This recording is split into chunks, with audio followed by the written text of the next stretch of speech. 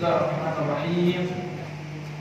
Assalamualaikum warahmatullahi wabarakatuh. Alhamdulillah wa kafa. Wassalatu wassalamu ala sayyidina nabiyina Muhammadin al-Mustafa wa ala alihi wa sahbihi wa man ittaba. Subhanaka la ilma lana illa ma 'allamtana innaka antal alimul hakim. Amma ba'du. Yang saya hormati para tokoh masyarakat, para ulama, para asatizah, para jamaah masjid yang dirahmati Allah, bapak-bapak, ibu-ibu, kaum muslim muslimat yang dirahmati Allah. Alhamdulillah, kita bersyukur kepada Allah Subhanahu wa taala kembali di malam hari ini kita dijumpakan di masjid yang kita cintai ini atas majlis sebulan 2 kali. Semoga Allah menambahkan kepada kita ilmu yang bermanfaat. Amin ya rabbal. Kemarin mana lu sampai bawah apa? Masalah istinja. Sekarang masuk ke bab yang berikutnya. Faslun furudul wudu sittah. Kita akan masuk kepada fardu-fardunya wudu. Ada 6. Fardu itu artinya wajib atau nasibul lazim. Yang mana kalau dikatakan fardu itu dalam hukum syariat, kalau kita amalkan, kita lakukan dapat pahala, kalau ditinggalkan kita dapat dosa. Maka furudul wudu sittah. Fardu wudu itu ada 6. Dikatakan disebutkan 4 di dalam ayat dan 2 di dalam hadis. Sebagaimana firman Allah Subhanahu wa taala, "Fa idza qumtum ila shalah faghsilu wujuhakum wa aydiyakum ila al-marafiq wamsahu bi ru'usikum wa arjulukum ila ka'bayn." Allah mengatakan jika kalian berdiri untuk salat, maka basuhlah muka kalian dan tangan kalian sampai siku, dan usaplah kepala kalian. Di ayat itu Allah menggunakan kepala, ke rambut. Mungkin ada orang punya kepala tidak rambutnya ada, tapi Allah dengan jelas menyebutkan wamsahu bi ru'usikum, maka usaplah kepala kalian dan kaki kalian sampai mata kaki. Nah, ini tapi di sini disebutkan 6. Furudul wudu sittah. Fardu wudu itu ada 6. Yang pertama an-niyat. Yang pertama niat. Jadi kalau dikatakan fardu tadi itu ya kita katakannya wajib Ada juga namun kaget kita ketemu mandub atau sunnah. Penjelasan definisinya mandub atau sunnah itu kalau kita lakukan dapat pahala, kita tinggalkan tidak ada suatu sunnah. Kalau yang haramkan, kalau kita tinggalkannya semata-mata perintah Allah dapat pahala yang haram. Tapi kalau kita melakukannya dapat dosa, itu namanya muharram atau haram. Ada lagi namanya makruh. Makruh itu kalau kita lakukan, kita tinggalkan sesuatu yang makruh itu untuk memenuhi perintah Allah dan Rasul, maka dapat pahala. Dan kalau kita lakukan tidak ada dosa. Tapi kalau terus menerus, itu kata ulama bisa menjadikan dia haram lagi kalau yang makruh. Makruh ini seperti contoh menyambut uban, itu makruh itu seperti itu. Wal khamis al-mubah. Mubah itu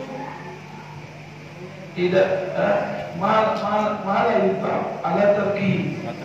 Tidak dapat pahala meninggalkannya, tidak dapat pahala juga melakukannya. Wa yu'aqab ala ahadina. Dan juga tidak ada dikatakan dihukum dengan melakukan itu, mubah boleh saja. Ada lagi sahih di dalam ibadat yang menolak orang kafir disebut qada. Kalau di dalam bab ibadat seperti wudu, sholat, puasa, haji, kalau dikatakan wudunya sah, berarti tidak perlu diulang. Kalau dikatakan sholatnya sah, berarti tidak perlu diulang. Kalau dikatakan hajinya sah, berarti tidak perlu diulang. Nah, ini yang dikatakan sah menurut di dalam bab ibadat. Kalau di dalam bab muamalat yang mewajibkan dirinya syariat, kita buat menuju syariat. Dikatakan jual beli itu sah, berarti memenuhi syariat begitu. Ada lagi disebutkan bab itu Ada biasa itu apa buku berenang. Ini penjelasan hukum-hukum syariat dengannya. Jadi fardhu wudu atau kita kenal dengan furudul wudu, wajib-wajibnya wudu itu ada 6. Yang pertama an-niyah. Fardhu wudu yang pertama nih. Oke, setelah kita tahu yang wajib, nanti baru kita bahas yang sunnah. Niat itu apa? Niat itu menurut bahasa al-qasd maksud. Menurut syariat qasdu syai'in muqtarinan bi fi'li wa hadhihi haqiqatuh.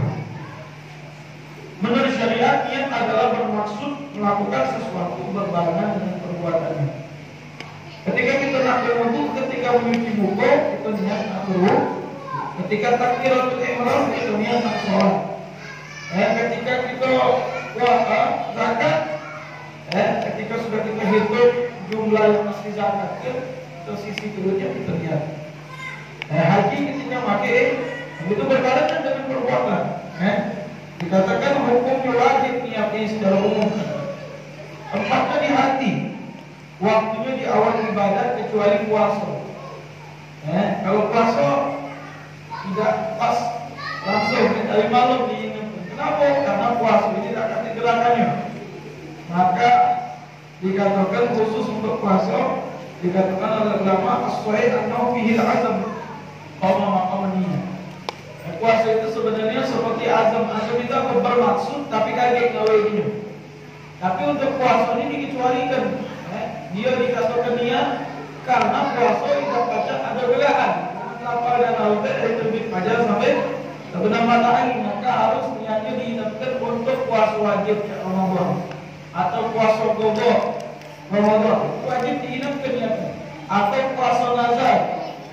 Kita bernazar kalau Allah kabulkan anak puasa 3 hari itu wajib. Harus niatnya dari malam. Tapi kalau puasa sunnah tidak perlu diingatkan. Kenapa? Karena Nabi Muhammad SAW pagi hari Rasulullah masjid pulang daripada masjid waktu isyraq itu bertanya ke Aisyah ada makanan apa? Kata Aisyah itu kurma sama air. Hadal yawm an-shaim makanan. Ini hari aku puasa. Jadi kalau puasa sunnah masih boleh nak berniat sampai sebelum zuhur. Dengan syarat belum makan belum minum dari subuh lagi. Dari waktu subuh kalau makan pagi dan niat lagi, salah ini jelas. Nah, intinya niat itu berbarengan dengan perbuatan. Niat ini ada syaratnya. Syaratnya niat harus yang berniat itu seorang muslim atau beragama Islam. Kalau misalkan ada dulu ada pertanyaan teman anak yang waktu belajar di Yaman itu ada teman dari Inggris, teman dari London misalnya. Dia muslim. Itu orang-orang Saudi di London itu kalau bulan puasa tidak puasa sama umat Islam.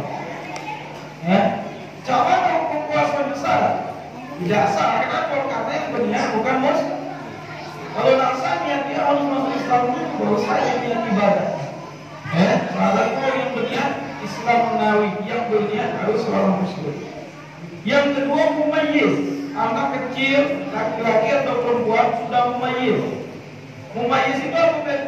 Sudah bisa makan dewek, minum dewek, istinja dewek, dan sudah ngerti diajak ngomong. Kalau anak sudah mumayyiz maka sholatnya sah, ibadahnya sah, niatnya sah. Cuma belum gugur kewajiban, belum wajib. Tapi sudah dianjurkan. Misalkan dia dalam waktu mumayyiz itu kebetulan lahir di Saudi sana misalkan, jadi bapaknya bergawe di Arab. Udah tadi baru mumayyiz kebetulan dapat kesempatan pergi haji, belum hajinya. Sah hajinya sah tapi belum menggugurkan kewajiban. Kenapa? Belum balai udah. Kalau sudah balai baru wajib. Jadi hajinya tadi dapat pahala, tetap Allah dia pahala. Cuma belum gugur. Artinya kenapa? Dia belum balai. Tapi dia sudah mumayyiz, sah niat hajinya, sah niat umrah tapi belum gugur. Nah ini mumayyiz, anak yang sudah mumayyiz sah, sholat sah, sah dia berniat. Wa ilmu bilwabi dia harus tahu niat dia melakukan. Seperti nak wudu harus tahu niat wudu, sholat harus tahu niat sholat. Dan tidak ada ditaklekkan dengan sesuatu. Contoh, kita nak sholat, niat nak sholat, Mas Allahu Akbar, kalau datang suami itu kan itu kita batalkan sholat itu. Dengan niat begitu batal udah sholat. Tidak boleh ditaklekkan niat itu dengan sesuatu. Dan tidak ada ragu. Batal atau beda? Itu batal ya. Kalau tidak, benar-benar niat sholat. Ini contoh. Begitu juga dalam wudu dan dalam semua niat. Maksudnya niat itu apa? Maksudnya niat itu membedakan yang adat dan ibadah. Seperti apa? Seperti kita ketika di masjid ini. Tadi yang mungkin ada yang duduk di masjid, sikap niat ketika di masjid, sikap duduk. Yang niat ketika di masjid dapat pahala selama dia di masjid. Tapi kalau yang sikap lagi duduk, tidak dapat pahala karena tidak ada niat. Karena Nabi mengatakan innamal a'malu binniyat. Sesungguhnya amal itu kan niat, wa innamal likulli imri'in. Dan membedakan juga derajatnya. Dengan niat ini membedakan derajatnya. Seperti kita berwudu yang wajib, maka berniat yang wajib. Seperti sholat, kita niat yang wajib untuk sholat isya, sholat fardhu isya. Beda dengan sholat ba'diyah, sholat sunatan ba'diyah dan isya. Jadi niat itu membedakan kedudukan. Yang wajib itu lebih lagi pahala dari yang sunnah.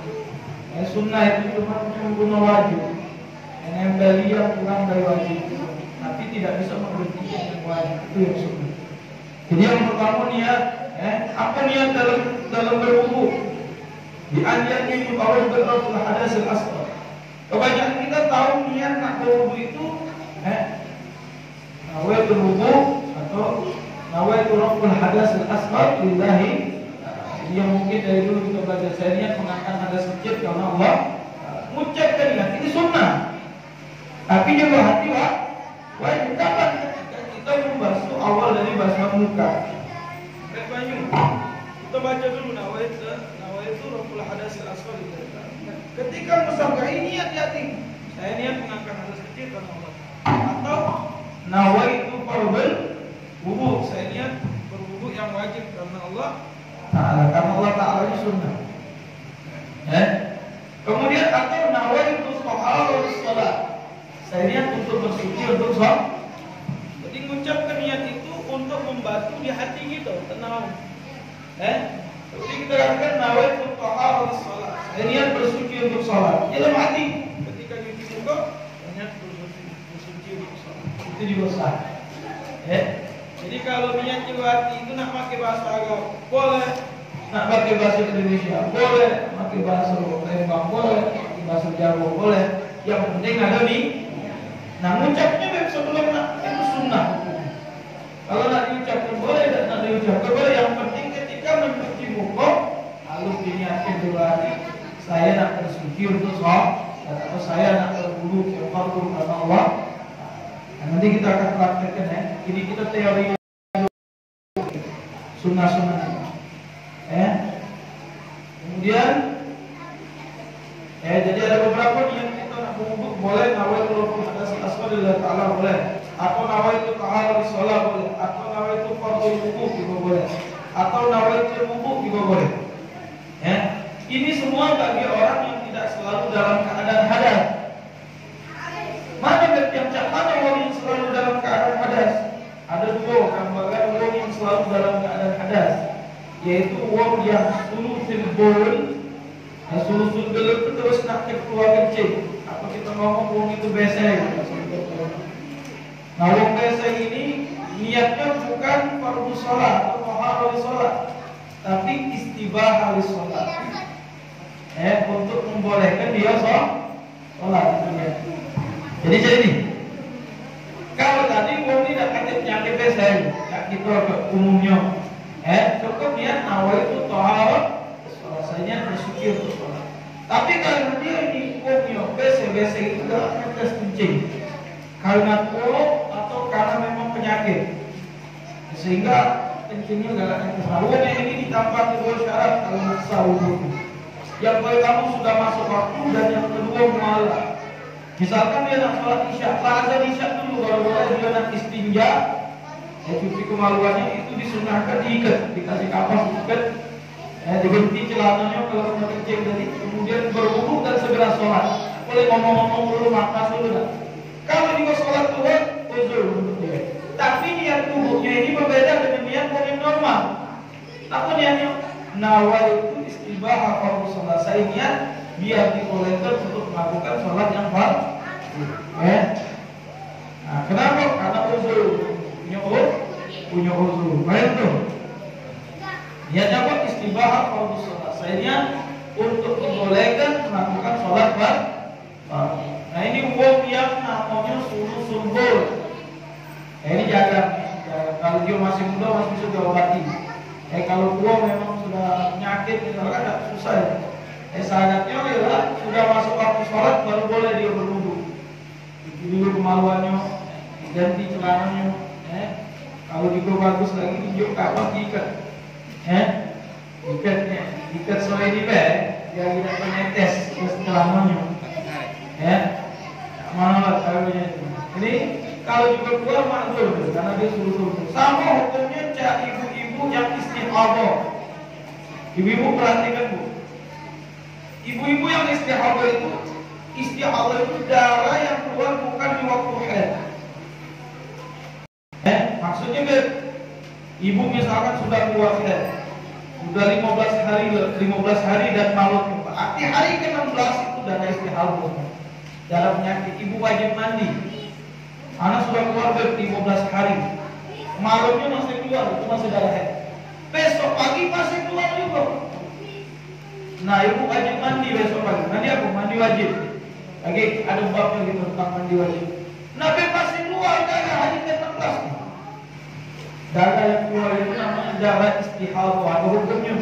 Hukumnya apa? Hukumnya wajib sholat. Artinya cak mana cara kami nak sholat? Ada caranya di atas. Cak mana? Syaratnya kalau nak sah sholatnya, nak sah wudhunya, yang pertama ibu sudah masuk waktu sholat, misalkan nak sholat isya, dah masuk waktu sholat isya, baru dicuci kemaluan. Karena darah itu najis, dicuci. Kalau dia tetap pakai, kalau zaman modern itu lemak, kalau dulu pakai kain dulu ditaruh Pas sekarang apa? Pembalut itu ya, pakai ganti pembalutnya kalau memang ada darahnya, kemudian ganti celananya kalau memang terkena darah, kemudian berwudu dan segera sholat. Kalau di dalam sholat masih keluar di uzur itu, kenapa? Karena ibu itu namanya seperti wong sumbul dari selalu dalam keadaan hadas. Nah niatnya berbeda bu dalam wudhunya. Niatnya bukan lagi untuk bersuci untuk sholat, tapi niatnya ketika berwudu saya niat biar dibolehkan sholat fardu. Nawaitu istibahah waktu sholat. Dalam bahasa Arabnya saya niat, nawaitu istibahah waktu saya niat, minta dibolehkan untuk melakukan sholat fardu. Jadi ketika ibu menyuci muka, kalau dalam istihadah tadi, maka niatnya saya niat untuk dibolehkan melakukan sholat fardu. Jika berwudu jiwatinya. Nah ini banyak tuh orang tak tahu banyak. Kalau memang itu perlu berobat itu kalau orang sudah keluar istihadah itu berarti lebih daripada darah haidnya. Paham tuh? Ini jarang. Semoga bisa dipahami. Jadi umumnya kita niat yaitu nawaitu taharah salat, nawaitu fardhu wudu atau nawaitu wudu. Jelas tak masalahnya? Kapan niat itu? Ketika menyuci muka. Yang kedua, punya wudu atau baru punya wudu, ghusl wajah, membasuh muka. Dari mana batasan muka itu? Panjangnya dari tempat tumbuhnya rambut secara umumnya manusia sampai ujungnya dah. Mana tempat tumbuhnya rambut sini? Ini panjang sampai ujung kaki. Lebarnya dari daun telinga ini kanan ke daun telinga kiri. Ada faedah tinggi mengatakan mayufidul wajib illa bihi bahwa wajib. Tidak sempurna yang wajib kecuali dengannya maka hukumnya wajib. Apa bisa kita nak lepaskan yang dulu pasti lebih kan? Maka kalau pasti lebih, maka yang lebih itu wajib untuk menyempurnakan basuhan muka kita. Ya, jadi prakteknya setelah kita jelaskan nanti ambil praktek. Ya, membasuh. Jadi ketika kita mengambil air, ya, ketika membasuh mereka, mulai dari pucuk boleh, mulai dari bawah boleh. Atau kalau riwayat. Jadi ketika misal kita nawai sahala besar. Tidak lagi nawai sahala. Yang pertama berniat. Niat bersuci untuk sholat di dalam hati. Ya ada yang juga bukan hanya disebutkan ya. Ya banyak lah. Nawai sahala sholat. Disebutkan ya dalam hati saya niat bersuci untuk sholat. Ya, paham tuh? Nah ini wajib dikenalkan nama ini terus umumnya lima ini kan keempat ini lebih. Paham tuh? Jadi itu batasannya muka, panjangnya dari tempat membawa sampai ujung dagu, lebarnya dari daun telinga kanan ke daun telinga kiri. Ya harus disempurnakan. Maksudnya yang kedua dari waktunya wudu adalah membasuh muka kita, kulitnya dan rambutnya.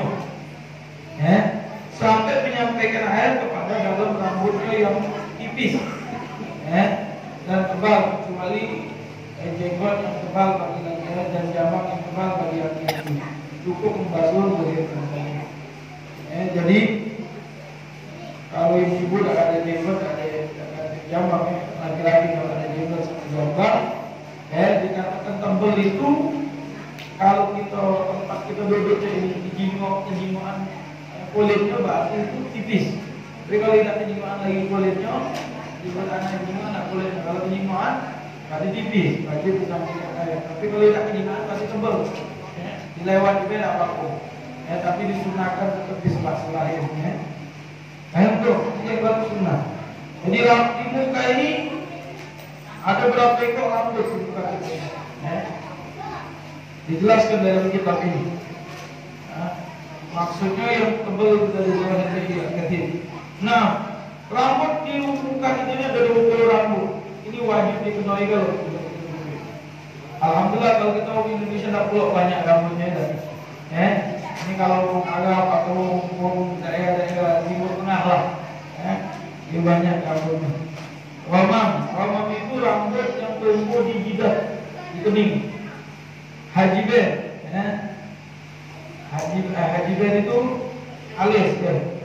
Khatten, rambut yang tumbuh di pipi. Sibalen, antara syarif. Ini kumis, ini syarif. Ya, ini syarif dalam bahasa Arab. Kumis di sampingnya kumis ini syarif. Ya, itu rambut juga. Kemudian ada lagi namanya ini rambut di dalam sekalian. Ariden, ariden itu anil udur ila zakar. Ariden itu jambang dari telinga kita ke jenggot.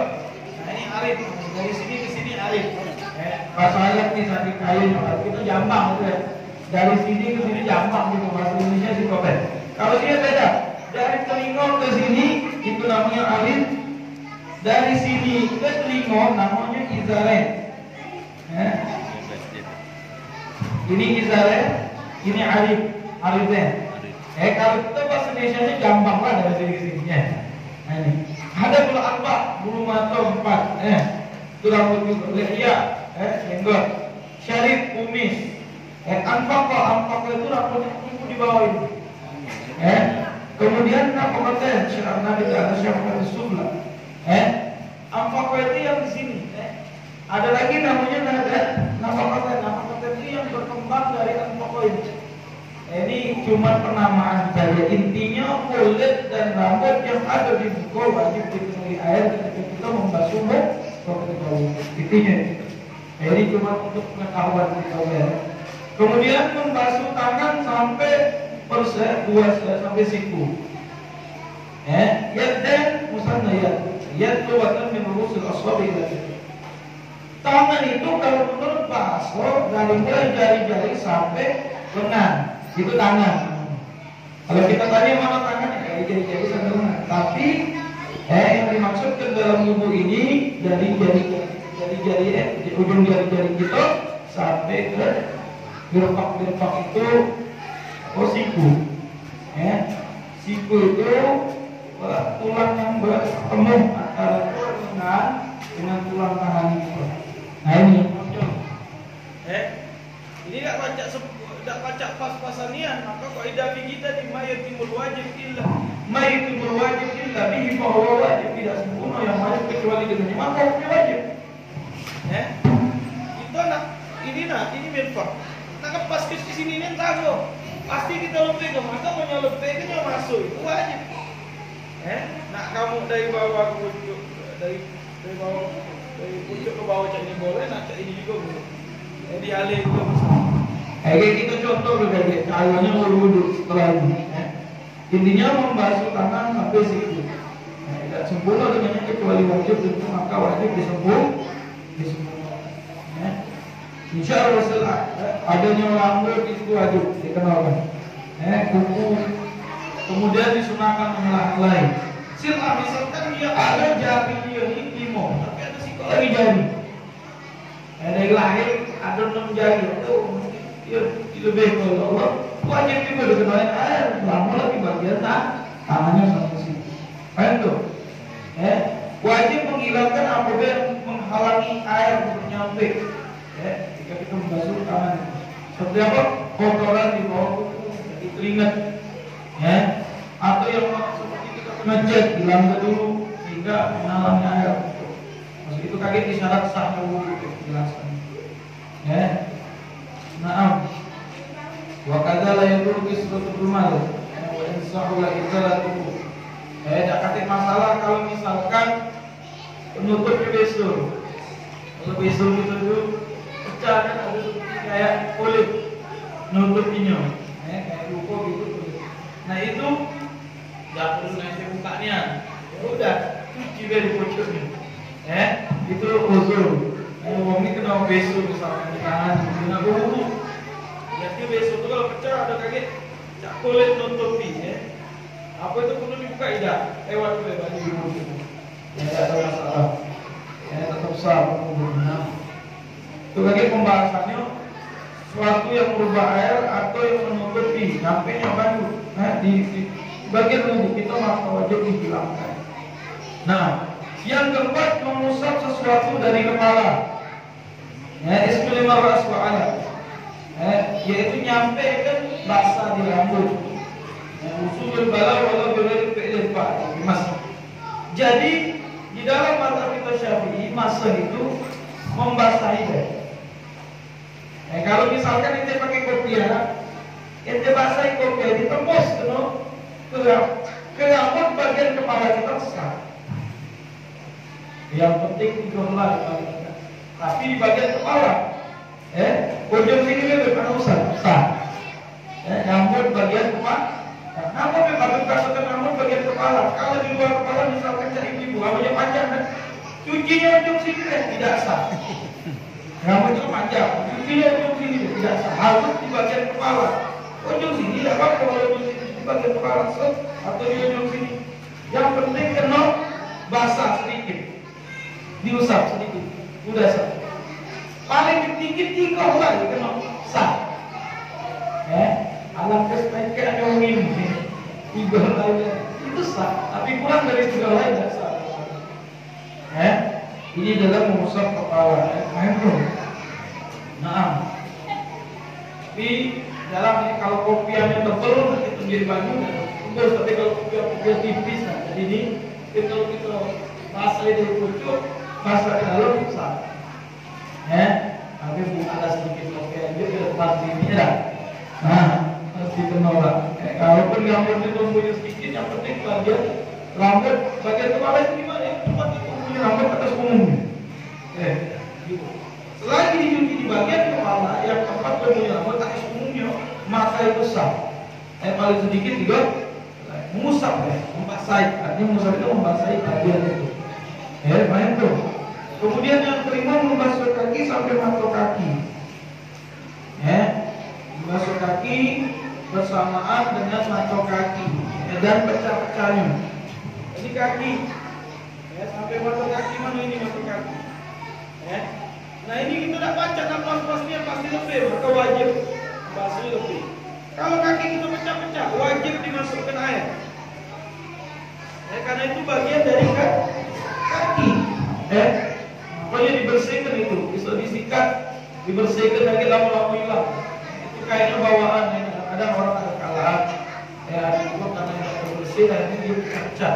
Nah itu wajib dipenuhi air, karena dia bagian dari kaki kita sampai mata kan. Nah, dan yang keenam adalah al-tertib. Tertib itu peraturan. Artinya dianjurkan timuniyah. Jangan memajukan yang satu dengan yang lain, betul kan? Ini dari hadis Nabi, "Ibda'u bima bada Allahu bi." Mulailah sebagaimana yang Allah suruh. Allah tadi suruh cuci muka dulu, tangan, musaf kepala sama kaki sampai mata kan? Kalau dia cuci tangan dulu sampai siku baru cuci muka, yang satu kan cuci mukanya dan cuci tangannya dulu. Diulang lagi. Kenapa? Urutannya muka dulu, tangan, kepala, sama kaki. Ini tidak cuci tangan dulu sampai siku, baru cuci muka. Berarti tangannya belum sah. Aturannya muka dulu, tangan balik harus diulang lagi. Itu yang dinamakan tertib daripada fardu. Dari mana ini? Hadis Nabi, "Ibda'u bima bada Allahu bi." Mulailah dengan apa yang dimulai oleh Allah. Urutan. Tertib.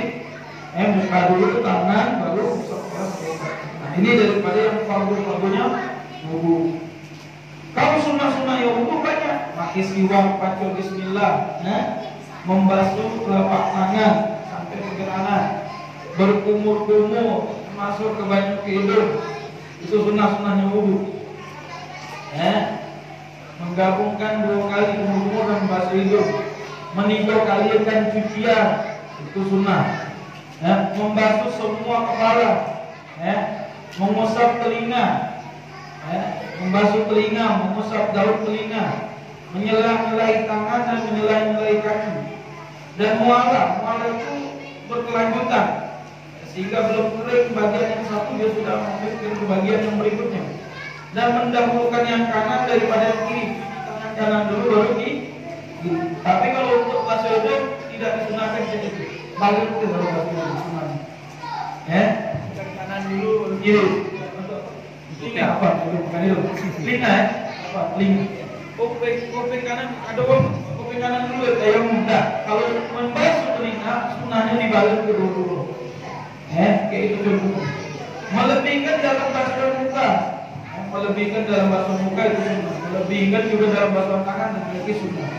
Meninggalkan minta dibantu juga sunnah. Artinya tidak perlu uang minta baju kita minta dulu dari uang itu makruh. Kalau kita bisa lihat kenapa? Kalau sudah ada kerak, air. Ini yang contohkan kamu berwudu. Ini asal praktek lebih singkat, padat, nggak bingung ini. Nah, sama sunnah-sunnahnya.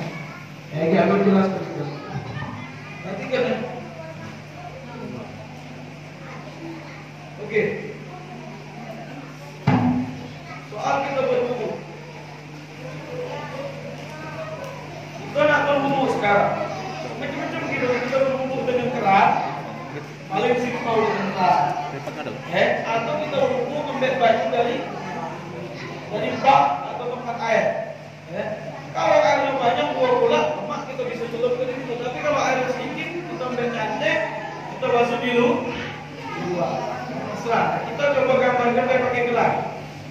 Sunnah yang pertama adalah membaca Bismillah dan memakai siwak. Bismillahirrahmanirrahim, kemudian memakai siwak. Ini berbeda pendapat ulama. Ada yang mengatakan pakai siwak dulu baru Bismillah, ada yang mengatakan Bismillah dulu baru pakai siwak. Boleh yang penting pakai Bismillah pakai siwak. Kemudian membasuh tangan. Ketika membasuh tangan sudah menghadirkan niat anak-anak berwudu, anak-anak bersuci untuk sholat. Ini juga artinya. Lagi bercuci muka niat yang benar yang di tempatnya. Ketika cuci tangan jangan cuci tangan sampai ke belakang. Telapak tangan maksudnya. Jadi ini di sela-selain, kemudian selain itu mencuci telapak tangan. Kemudian berkumur-kumur sama masuk ke baju hidung ini ada 3 cara. Masuk ke hidung dulu, baru kumur. Boleh. Kumur-kumur dulu, baru masuk ke hidung juga boleh.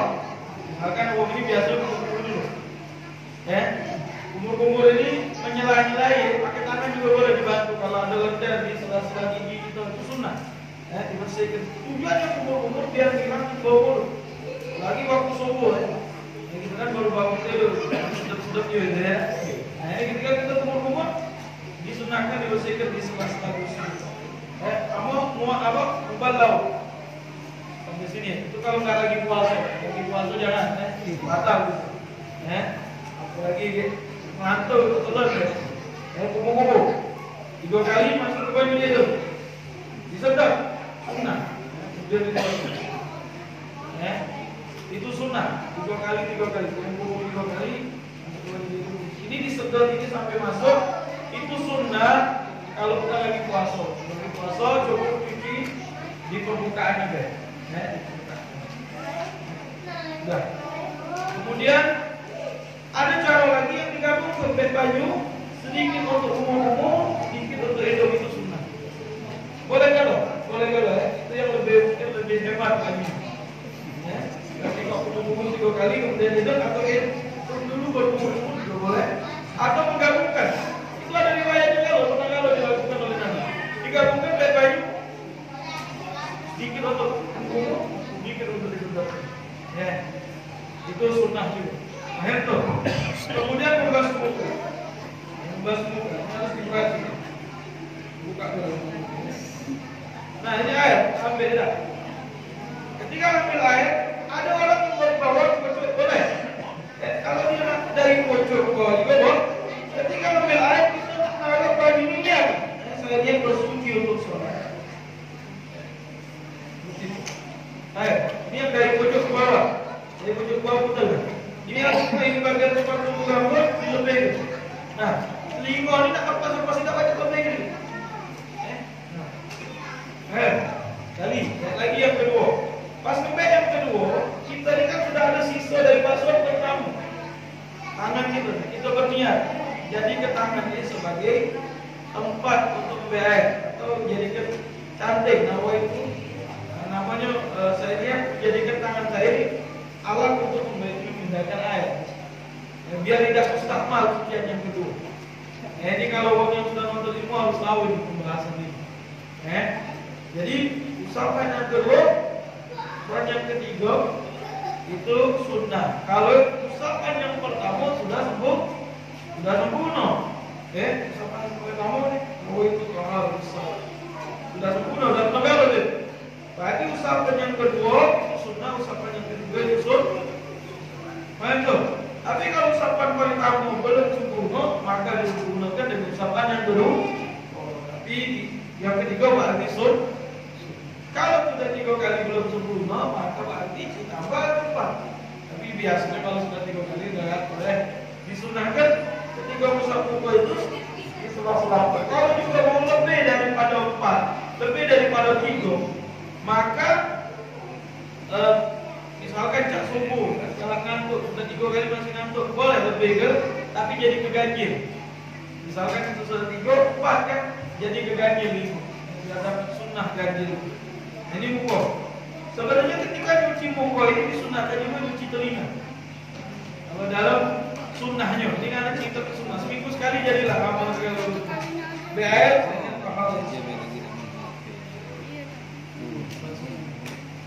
lagi yang kedua, sampai ketiga, kemudian membasuh tangan sampai sini. Tapi dilebihkan, tangan sampai lengan itu sunnah. Kita lihat ada yang cari ini, baju cari ini juga boleh, ada riwayatnya. Atau mengalir dari pojok ke bawah. Nah, di sela-selain sunnah, sela-selain. Jadi digosok juga sunnah, ya, mesap. Sebenarnya ngalir ke atas dalam hati. Tapi gosok. Oke. Kemudian masuk kepala. Ini usapnya ini besar. Ini anak-anak kapal sunnah deh, baju. Kalau rambut botak seadanya atau rambut pendek, cukup sekali dialih ke baju ke belakang. Itu sunnah kalau dibasuh. Tapi kalau rambut panjang kayak itu balik lagi ke belakang. Lagi air, agak ini hijau kepala ini. Itu kalau panjang. Kalau pendek cukup belakangnya sekali, 2 kali, 3 kali. Baik. Kalau tidak kalah nak lepas imamah jangan, karena bagi imamah. Ada nak lepas, karena buka beda gitu. Sampai ketika membasuh kepala itu juga disunahkan membasuh telinga.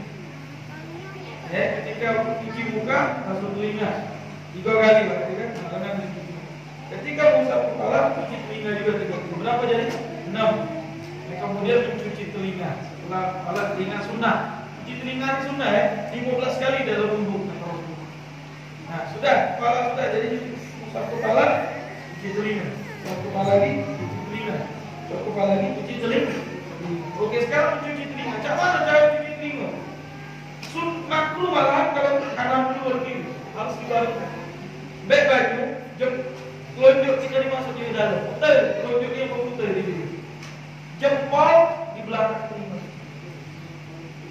Itu cara yang sunnah diajarkan oleh Nabi. Baik baju, telunjuk kita diputar di sini.